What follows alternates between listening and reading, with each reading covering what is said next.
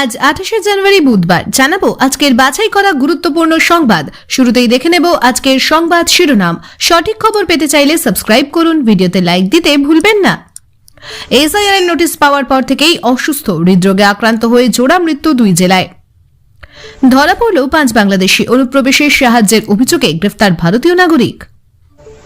SIR আসলে এনআরসিরই অন্য রূপ, বাংলায় দিদি জিতবেন, মমতাকে পাশে রেখে বললেন অখিলেশ। বাংলায় ফিরে আসুন, এখানেই কাজের ব্যবস্থা করব, ভিন রাজ্যে থাকা পরিযায়ী শ্রমিকদের বার্তা মমতার। পশ্চিমবঙ্গে ভোট কাটার জন্যই এসআইআর, মমতার পাশে দাঁড়িয়ে মন্তব্য অখিলেশের। দিদি পারেন দেশে বিজেপিকে রুখতে, নবান্নে বৈঠক শেষে মমতার লড়াইকে কুর্নিশ অখিলেশের। শুনানির সকালেই মৃত্যু মালদহের প্রৌঢ়ের, এসআইআর আতঙ্ককেই দায়ী করছে পরিবার। সিঙ্গুর থেকে সোজা দিল্লি, সর্বাত্মক প্রতিবাদে দিদির সঙ্গে এসআইআর হয়রানিতে নিহতদের পরিবারও। দিনক্ষণ চূড়ান্ত না হলেও তৈরি ব্লুপ্রিন্ট, ফের দিল্লির দরবারে মমতা। সন্দেশখালীতে 2253 জনকে অভারতীয় উল্লেখ করে নোটিশ। আমি বন্ধ করতে দেব না, শিল্পের ঠিকানা এখন বাংলা, নবান্ন থেকে বার্তা মমতার। অশান্তির পরিবেশ তৈরির চেষ্টা করা হচ্ছে, ভোটমুখী বাংলায় শান্তি বজায় রাখার বার্তা মুখ্যমন্ত্রীর। এসআইআর ইস্যু নিয়ে নির্বাচন কমিশনের দপ্তরে যাবেন মমতা। 2 ছেলের নামে শুনানির নোটিশ বাংলাদেশে পাঠাবে না তো, আতঙ্কেই বেঘরে শেষ বাবা। টিএমসিকে ভোট দেওয়া মানেই মুসলিম ঘরে মেয়েকে বিয়ে দেওয়া, সৌমিত্র খান মন্তব্যে তোলপাড়। বাজেট তৈরিতে অর্থমন্ত্রী নির্মলা সীতারামনকে সাহায্য করবে 7 জনের দল। রাজীব কুমারের উত্তরসূরিকে, পশ্চিমবঙ্গের পরবর্তী ডিজিপি নিয়ে জল্পনা। বাংলার জন্যই এসআইআর, অখিলেশ বললেন দেশে বিজেপিকে রুখতে পারেন মমতাই। ভারতের জন্য বরাদ্দ জমিতেই অস্ত্র কারখানা গড়ছে ইউনূস সরকার। এসআইআর এর অজুহাত চলবে না, সীমান্তের জমি হস্তান্তর নিয়ে রাজ্যকে কড়া নির্দেশ হাইকোর্টের। রাজ্যে নো গভর্নমেন্ট পরিস্থিতি, আনন্দপুরের অগ্নিকাণ্ডে সরকারকে কাঠগড়ায় দাঁড় করালেন শুভেন্দু। সাধারণ বাজেটে কর সুরাহার সম্ভাবনা কতটা? কমিশনের মতোই নবান্ন অবজারভার নিয়োগ করল। এসআইআর নিয়ে উত্তাল হবে সংসদের বাজেট অধিবেশন। খোদ বিডিওর হাতে এসআইআর নোটিশ। বয়কটের পরও বিশ্বকাপে থাকবে বাংলাদেশ, পুনর্বিবেচনার আশ্বাস আইসিসির। হৃদরোগে আক্রান্ত হয়ে অকালে ঝরল তরতাজা প্রাণ, এসআইআরকে দায়ী করল তরুণীর পরিবার। ইডি দিদির কাছে হেরে গেছে, মমতার পাশে দাঁড়িয়ে এসআইআর নিয়ে বিজেপিকে নিশানা অখিলেশের। কেন এসআইআর, যৌক্তিকতা কি, প্রশ্ন তুলে হাইকোর্টে মামলা। এতক্ষণ শুনছিলেন সংবাদ শিরোনাম, এবার আসছি বিস্তারিত খবরে। টিএমসিকে ভোট দেওয়া মানেই মুসলিম ঘরে মেয়েকে বিয়ে দেওয়া, সৌমিত্র খান মন্তব্যে তোলপাড়। পশ্চিমবঙ্গের রাজনীতিতে এক বিতর্কিত মন্তব্যকে কেন্দ্র করে নতুন উত্তাপ তৈরি হয়েছে। বিজেপি নেতা সৌমিত্র খা এক জনসভায় দাবি করেন টিএমসিকে ভোট দেওয়া মানেই মুসলিম ঘরে মেয়েকে বিয়ে দেওয়া। এই বক্তব্য সামনে আসতেই রাজনৈতিক ও সামাজিক মহলে তীব্র প্রতিক্রিয়া দেখা দিয়েছে। তৃণমূল কংগ্রেস দ্রুত এই মন্তব্যকে ভিত্তিহীন, বিভাজনমূলক এবং সাম্প্রদায়িক হিসেবে আখ্যা দিয়েছে। দলের মুখপাত্ররা বলেন নির্বাচনী প্রচারে ইচ্ছাকৃতভাবে ধর্মীয় মেরুকরণ ঘটানোর চেষ্টা করা হচ্ছে। রাজনৈতিক বিশ্লেষকরা মনে করছেন এই ধরনের মন্তব্য সাধারণ মানুষের মধ্যে বিভ্রান্তি ও আতঙ্ক সৃষ্টি করতে পারে। বিশেষ করে ভোটের আগে নাগরিক সমাজের একাংশ এই মন্তব্যের সমালোচনা করেছে। তাদের মতে নির্বাচনী প্রক্রিয়ায় ব্যক্তিগত বা ধর্মীয় পরিচয়কে এভাবে টেনে আনা গণতান্ত্রিক চর্চার পরিপন্থী। একাধিক সামাজিক সংগঠন জানিয়েছে ভোটাধিকার প্রক্রিয়া এবং নাগরিক অধিকারকে ধর্মের সাথে যুক্ত করে ভুল বার্তা দেওয়া হয়েছে। অন্যদিকে বিজেপির কিছু নেতা বলছেন বক্তব্যটি রাজনৈতিক প্রেক্ষিতে দেওয়া হয়েছে এবং তা বিকৃতভাবে প্রচার করা হচ্ছে। তবে রাজনৈতিক মহলে আশঙ্কা আছে এই ধরনের মন্তব্য ভোটের আগে উত্তেজনা বৃদ্ধি করতে পারে এবং সাম্প্রদায়িক সম্প্রীতির জন্য ঝুঁকি তৈরি করতে পারে। নির্বাচন কমিশনের নজরে বিষয়টি আনতে পারে, কারণ নির্বাচনী আচরণ বিধি অনুযায়ী ভোটের আগে উত্তেজনাপূর্ণ ও বিভাজনমূলক বক্তব্য দেওয়া আইনত সমস্যা তৈরি করতে পারে। রাজনৈতিক বিশ্লেষকরা বলছেন ভোটের আগে এমন মন্তব্য সাধারণ মানুষের মনোভাব প্রভাবিত করতে পারে, যা নির্বাচনী ফলাফলের সঙ্গে সম্পর্কিত।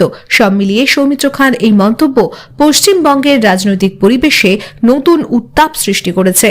রাজনৈতিক দলের বক্তব্য ও সাধারণ মানুষের প্রতিক্রিয়া দেখাচ্ছে নির্বাচনী সময়ে সাম্প্রদায়িক বা বিভাজনমূলক মন্তব্য কতটা ক্ষতিকর হতে পারে। বাজেট তৈরিতে অর্থমন্ত্রী নির্মলা সীতারামনকে সাহায্য করবে 7 জনের দল। কেন্দ্রীয় বাজেট 2026 প্রস্তুতির প্রেক্ষাপটে অর্থমন্ত্রী নির্মলা সীতারামন নেতৃত্বে একটি বিশেষ দল গঠন করা হয়েছে। জানা গেছে 7 জন জ্যেষ্ঠ আমলা ও অর্থনৈতিক বিশেষজ্ঞ এই প্রক্রিয়ায় গুরুত্বপূর্ণ দায়িত্ব পালন করবেন। এই দলের কাজের মধ্যে রয়েছে কর কাঠামো পর্যালোচনা, রাজস্ব আয় ও ব্যয়ের ভারসাম্য, ভর্তুকি নীতি নির্ধারণ, অবকাঠামো খাতে বরাদ্দ নির্ধারণ এবং সামাজিক খাতে ব্যয়ের পরিকল্পনা, পাশাপাশি আন্তর্জাতিক অর্থনীতি, মূল্যবৃদ্ধি, শিল্পোন্নয়ন ও কর্মসংস্থান বিষয়ক বিশ্লেষণও এই দলের মধ্যে অন্তর্ভুক্ত। অর্থমন্ত্রকের সূত্রে জানা গেছে, সাধারণ মানুষের উপর করের চাপ কমানো এবং মধ্যবিত্তের জন্য কিছু আর্থিক স্বস্তি প্রদান করা এই বাজেটের মূল লক্ষ্য। তবে চূড়ান্ত সিদ্ধান্ত রাজস্ব আয় ও দেশের আর্থিক পরিস্থিতির উপর নির্ভর করবে। বিশেষজ্ঞদের মতে, বিশ্ববাজারের অনিশ্চয়তা, মূল্যবৃদ্ধি এবং উৎপাদনশীলতা বৃদ্ধি এই সব চ্যালেঞ্জ মোকাবিলার জন্য এই 7 সদস্যের টিম গুরুত্বপূর্ণ ভূমিকা রাখছে। তারা বিভিন্ন শিল্প, অর্থনৈতিক সংস্থা এবং রাজ্য সরকারের সঙ্গে বৈঠক করে তথ্য সংগ্রহ ও বিশ্লেষণ করছেন। অর্থমন্ত্রী নিজেও দলের সদস্যদের সঙ্গে নিয়মিত বৈঠক করছেন। জানা গেছে, বাজেট প্রস্তুতির প্রতিটি ধাপে এই দল কার্যকরী ভূমিকা রাখবে, যাতে অর্থনৈতিক নীতি এবং সামাজিক উন্নয়নের লক্ষ্য বজায় থাকে। রাজনৈতিক বিশ্লেষকদের মতে, বাজেট প্রণয়ন প্রক্রিয়ায় এই ধরনের বিশেষ দল স্বচ্ছতা এবং দক্ষতা নিশ্চিত করতে সাহায্য করে, যা সরকারের আর্থিক নীতি ও জনগণের আস্থা বৃদ্ধিতে গুরুত্বপূর্ণ। সব মিলিয়ে অর্থমন্ত্রী নির্মলা সীতারামনের নেতৃত্বে গঠিত এই 7 সদস্যের দল ভারতের বাজেট প্রণয়নে বিশেষ অবদান রাখতে পারে, যা সাধারণ মানুষের জীবনযাত্রার উপর সরাসরি প্রভাব ফেলবে।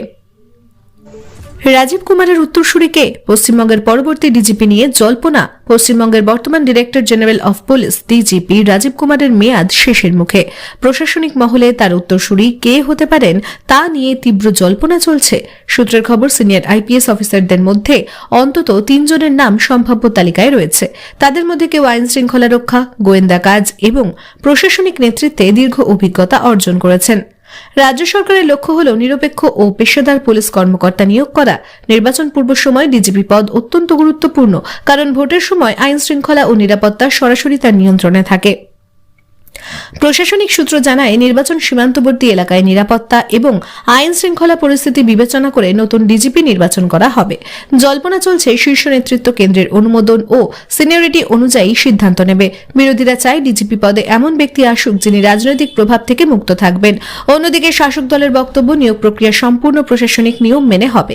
রাজনৈতিক বিশ্লেষকরা মনে করছেন, নতুন ডিজিপির নিয়োগ ভোটের আগে রাজ্যের আইন শৃঙ্খলা পরিস্থিতি ও প্রশাসনিক কার্যকারিতা নির্ধারণে গুরুত্বপূর্ণ ভূমিকা রাখবে। সব মিলিয়ে পশ্চিমবঙ্গের পরবর্তী ডিজিপি কে হবেন তা এখন জল্পনার বিষয় হলেও নির্বাচনী প্রেক্ষাপটে এই পদটি রাজনৈতিক ও প্রশাসনিক উভয় দিক থেকেই গুরুত্বপূর্ণ। বাংলার জন্যই এসআইআর, অখিলেশ বললেন দেশে বিজেপিকে রুখতে পারেন মমতাই। এসআইআর ইস্যু ঘিরে জাতীয় রাজনীতিতেও সুর চড়তে শুরু করেছে। সমাজবাদী পার্টির প্রধান অখিলেশ যাদব এক রাজনৈতিক কর্মসূচিতে বক্তব্য রাখতে গিয়ে বলেন, বাংলায় যা হচ্ছে তা শুধু একটি রাজ্যের বিষয় নয়। এসআইআর বাংলার জন্য হলেও এর রাজনৈতিক প্রভাব গোটা দেশে পড়তে পারে। বিজেপিকে রুখতে মমতা বন্দ্যোপাধ্যায় গুরুত্বপূর্ণ ভূমিকা নিতে পারেন। অখিলেশের এই মন্তব্যে স্পষ্ট, বিরোধী রাজনীতির বৃহত্তর সমীকরণে পশ্চিমবঙ্গের ঘটনা প্রবাহকে তাৎপর্যপূর্ণ হিসেবে দেখা হচ্ছে। তার দাবি, প্রশাসনিক পদক্ষেপের আড়ালে যদি রাজনৈতিক উদ্দেশ্য থাকে তবে তা গণতন্ত্রের জন্য উদ্বেগের বিষয়। তিনি বলেন, বিরোধী দলগুলিকে আলাদা আলাদা লড়াই না করে একসঙ্গে অবস্থান নিতে হবে। তৃণমূল কংগ্রেস নেতৃত্ব অখিলেশের মন্তব্যকে স্বাগত জানিয়েছে। দলের এক মুখপাত্র বলেন, এটি প্রমাণ করে বাংলার পরিস্থিতি নিয়ে শুধু রাজ্যের মানুষ নয়, জাতীয় স্তরের নেতারাও চিন্তিত। তাদের মতে, এসআইআর প্রসঙ্গে যেসব পদক্ষেপ নেওয়া হচ্ছে তা নিয়ে স্বচ্ছ ব্যাখ্যা প্রয়োজন। অন্যদিকে বিজেপির বক্তব্য সম্পূর্ণ ভিন্ন। দলের নেতারা বলেন, এসআইআর একটি প্রশাসনিক প্রক্রিয়া এবং এর সঙ্গে রাজনৈতিক রং লাগানো হচ্ছে অকারণে। তাদের দাবি, আইন ও নিয়ম মেনেই সবকিছু হচ্ছে। রাজনৈতিক বিশ্লেষকরা মনে করছেন, অখিলেশ যাদবের এই মন্তব্য আসলে বৃহত্তর বিরোধী ঐক্যের ইঙ্গিত। জাতীয় স্তরে বিজেপির বিরুদ্ধে যে জোট রাজনীতি গড়ে তোলার আলোচনা চলছে, সেখানে মমতা বন্দ্যোপাধ্যায়কে একটি গুরুত্বপূর্ণ মুখ হিসেবে তুলে ধরা হচ্ছে। তবে প্রশ্ন উঠছে, এই সমর্থন কতটা বাস্তব, রাজনৈতিক সমীকরণে রূপ নেবে? কারণ রাজ্যভিত্তিক স্বার্থ, আসন সমঝোতা এবং নেতৃত্বের প্রশ্নে বিরোধী শিবিরের মধ্যেই মতভেদ রয়েছে। সব মিলিয়ে এসআইআর ইস্যু যে শুধু প্রশাসনিক বিতর্কে সীমাবদ্ধ নেই, বরং তা জাতীয় রাজনীতির অঙ্গ হয়ে উঠছে। অখিলেশ যাদবের মন্তব্যে সেই ইঙ্গিতই স্পষ্ট। ভারতের জন্য বরাদ্দ জমিতেই অস্ত্র কারখানা গড়ছে ইউনূস সরকার। একটি বিস্ফোরক অভিযোগ ঘিরে দক্ষিণ এশিয়ার কূটনৈতিক মহলে আলোচনা শুরু হয়েছে। অভিযোগ উঠেছে বাংলাদেশের ইউনূস নেতৃত্বাধীন অন্তর্বর্তী প্রশাসন এমন একটি জমিতে প্রতিরক্ষা সরঞ্জাম উৎপাদনের কারখানা গড়ার উদ্যোগ নিয়েছে যা অতীতে ভারতের ব্যবহারের জন্য নির্দিষ্ট ছিল বলে দাবি করা হচ্ছে। যদিও এই অভিযোগের পক্ষে সরকারি স্তরে স্পষ্ট প্রমাণ বা আনুষ্ঠানিক বিবৃতি সামনে আসেনি, তবুও রাজনৈতিক মহলে বিষয়টি নিয়ে জোর চর্চা চলছে। কয়েকটি মহল দাবি করেছে জমি হস্তান্তর ও ব্যবহারের বিষয়ে পুরনো দ্বিপাক্ষিক সমঝোতা লঙ্ঘন করা হতে পারে। বাংলাদেশ সরকারের ঘনিষ্ঠ সূত্র অবশ্য এমন অভিযোগ অস্বীকার করেছে বলে জানা গেছে। তাদের বক্তব্য, যে কোনো শিল্প প্রকল্পই দেশের অভ্যন্তরীণ উন্নয়ন ও অর্থনৈতিক প্রয়োজনে করা হচ্ছে এবং তা আন্তর্জাতিক চুক্তি ভঙ্গ করে নয়। ভারতের কূটনৈতিক মহলেও আনুষ্ঠানিক প্রতিক্রিয়া এখনো সামনে আসেনি, তবে আন্তর্জাতিক সম্পর্ক বিশ্লেষকরা বলছেন সীমান্তবর্তী অঞ্চল ও প্রতিরক্ষা সংক্রান্ত যে কোনো উন্নয়ন স্বাভাবিকভাবেই সংবেদনশীল, ফলে বিষয়টি নিয়ে কূটনৈতিক স্তরে আলোচনা হতে পারে। রাজনৈতিক বিশ্লেষকদের মতে এই ধরনের অভিযোগ অনেক সময় অভ্যন্তরীণ রাজনীতির প্রভাবেও সামনে আসে। দুই দেশের সম্পর্ক বর্তমানে বাণিজ্য, যোগাযোগ ও নিরাপত্তা সহযোগিতার উপর দাঁড়িয়ে, তাই এমন ইস্যু সামনে এলে তা দ্রুত পরিষ্কার করা প্রয়োজন, না হলে ভুল বোঝাবুঝি তৈরি হতে পারে।